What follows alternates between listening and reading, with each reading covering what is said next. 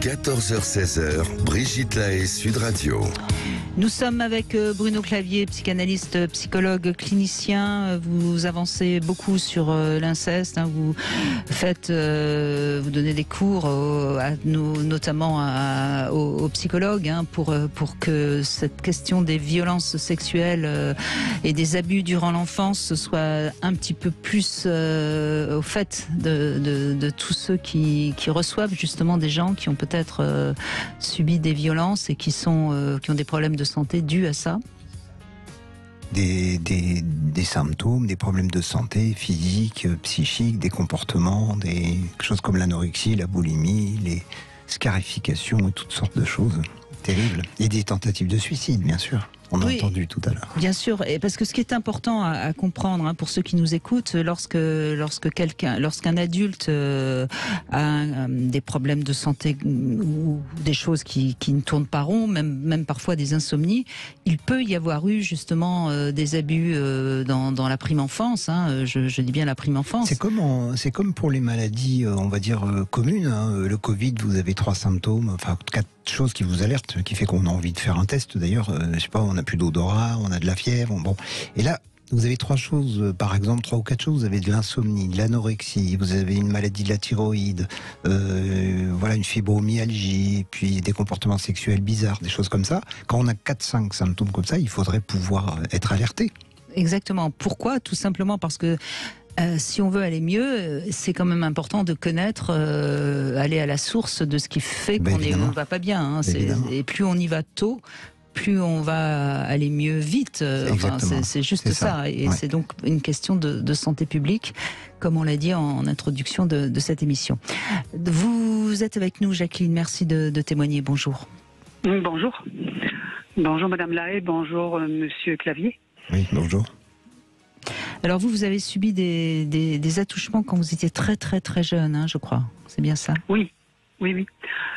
Ça, les premières souvenirs que j'ai, les souvenirs, c'est pas les premières que j'ai ressorties de mon sous-conscient, sont finalement des attouchements, des caresses lorsque j'étais encore un bébé.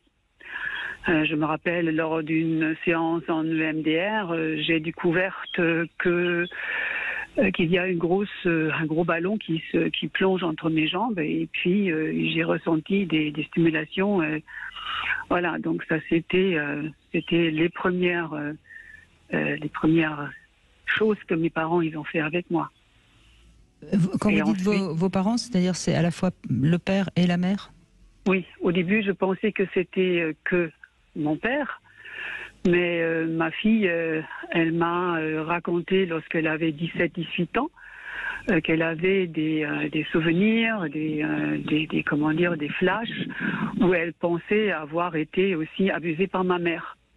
Et à partir de ce moment-là, je me suis rendu compte aussi que je pouvais ouvrir cette porte de souvenirs vers ma mère.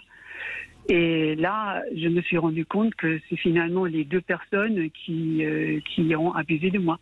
C'est intéressant parce que Jacqueline vient d'utiliser une expression que vous utilisez aussi, Bruno Clavier, une porte qui s'ouvre. Oui, c'est ça. Il y a une porte qui s'est ouverte. Et ensuite, vous avez des souvenirs là, vous avez, on parlait des mémoires et des souvenirs, mais est-ce que ça remonte à quand vos premiers souvenirs ? Ça veut dire les premiers souvenirs, c'est-à-dire que j'avais donc ce que j'ai pu sortir pendant toutes ces années, parce que j'ai fait à peu près 40 ans de travail sur moi, mais pas constamment, mais avec des grosses, quand même pendant un certain temps. Et les premiers souvenirs sont donc lorsque j'étais bébé. Ensuite, j'avais 4 ans. Que mon père m'utilisait pour des jeux sexuels avec son copain. Donc, et celui-là, il avait un garçon, et puis on nous forçait à avoir des contacts sexuels. Voilà. D'accord. Avec le garçon, c'est-à-dire avec le fils du petit copain garçon, de votre père. Oui. Pardon, excusez-moi. Je vous en prie. Avec le fils du copain de votre père, donc. C'est ça. De mon père, voilà. C'est ça, oui. Mais c'est évidemment ce que vous avez subi est terrible, mais je pense que vous avez déjà bien avancé pour pouvoir nous en parler comme ça. Oui, bien sûr, parce que je me suis rendu compte après mes études, lorsque j'avais 28 ans, j'ai été au sommet de ce que j'avais envie d'atteindre professionnellement. À un moment donné, je me suis rendu compte qu'il y a quelque chose qui tourne pas rond avec toi. Et grâce au livre qu'un de mes amis m'a donné, c'était Le Cri primal par Janos, je me suis retrouvée sur chaque page. Et du coup, j'ai commencé à chercher une thérapeute et j'en ai trouvé une avec laquelle j'ai travaillé, je crois que 2 ans. Et je pense que ce travail m'a permis d'avoir finalement des enfants.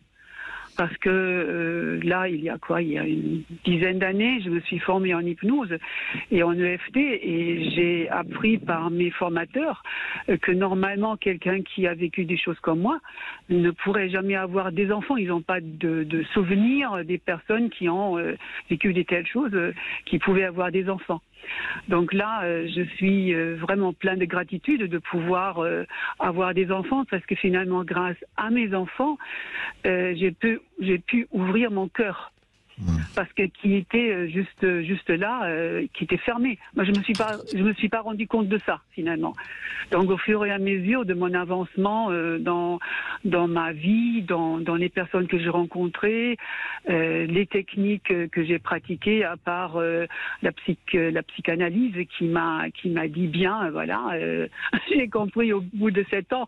Voilà, je sais maintenant ce qui m'est arrivé, mais je suis toujours aussi triste. Et de ce fait, j'ai rencontré le MDR et ensuite l'hypnose et l'EFT. Et donc, toutes ces techniques mis bout à bout ont fait qu'aujourd'hui, je suis capable de vous parler de ça, de ma vie sans pleurer. Voilà. Et plus ou moins aussi dans l'acceptance, parce que là, il n'y a pas encore longtemps que je me suis rendu compte, en travaillant avec des énergies, j'ai fait une formation en géobiologue de l'habitat et de l'habitation et de l'habitant. Donc je commence à travailler avec ces énergies-là. Je me suis rendu compte que finalement, c'est l'acceptance qui est hyper important pour pouvoir avancer. Mais l'acceptance, c'est très difficile à aborder parce que c'est tellement horrible ce qui m'est arrivé. Et quand je pense aux patients que je traite maintenant, j'ai beaucoup de contacts avec des personnes victimes de violences. Et je suis contente de pouvoir les aider avec les techniques que j'ai apprises. Donc c'est toujours la même chose. Il y a des croyances limitantes qu'il faut traiter. Et je ne sais pas combien d'années j'ai pensé que personne ne m'aime. Parce que mon père, il a dit un jour, en me violant, en disant que voilà, par là, plus personne va passer, personne va t'aimer. Et que je me suis sentie sale, parce qu'il me dit, tu es sale, tu es une sale femme. Il était fou, le mec.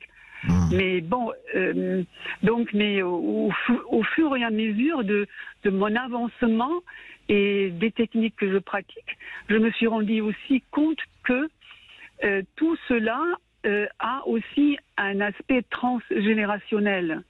Et quand je travaille avec mes patientes qui ont vécu des choses encore pires que moi, que je travaillais, ou que j'ai travaillé et que j'ai vécu, en travaillant sur le transgénérationnel pour que les personnes se rendent compte que c'est pas actuellement qu'il y a quelque chose qui ne va pas dans votre vie, mais dans la vie de votre grand-mère, dans la vie de votre mère. Bien sûr, c'est important. Excusez-moi, je voulais juste dire quelque chose, c'est par rapport aux auditeurs, parce que vous citez des choses et les auditeurs sont pas forcément au courant. D'accord, oui, vous avez dit le MDR, le FT, des choses comme ça.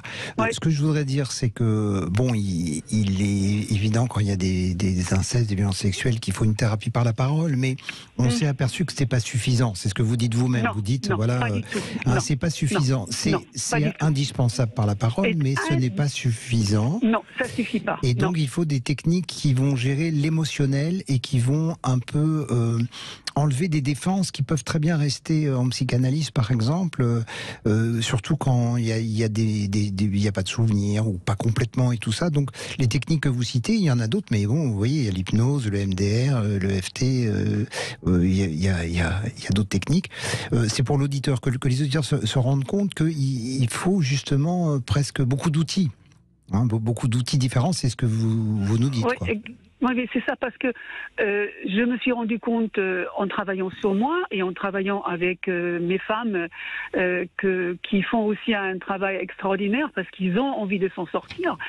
Il faut, comment dire, accéder à la clé de la boîte dans laquelle le trauma est enfermé.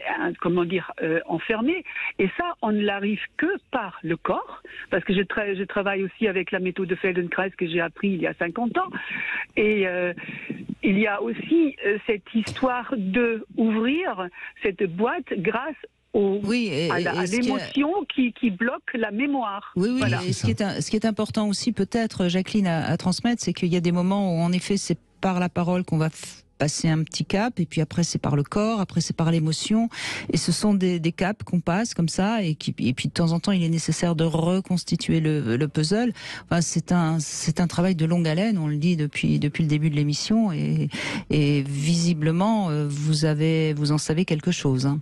Oui, bien sûr. C'est-à-dire que on commence à un moment donné et on ne sait pas du tout. Je me rappelle lorsque j'avais 29 ans, j'ai commencé et je me suis dit, mais bon Dieu, si j'avais su à cette époque-là combien d'années il me fallait pour me reconstruire tel que je suis actuellement. Et je suis hyper contente d'arriver à ce niveau-là. Mais il y avait sur cette route-là énormément de choses que j'ai dû dépasser et garder l'espoir et garder aussi la croyance et avoir confiance en moi.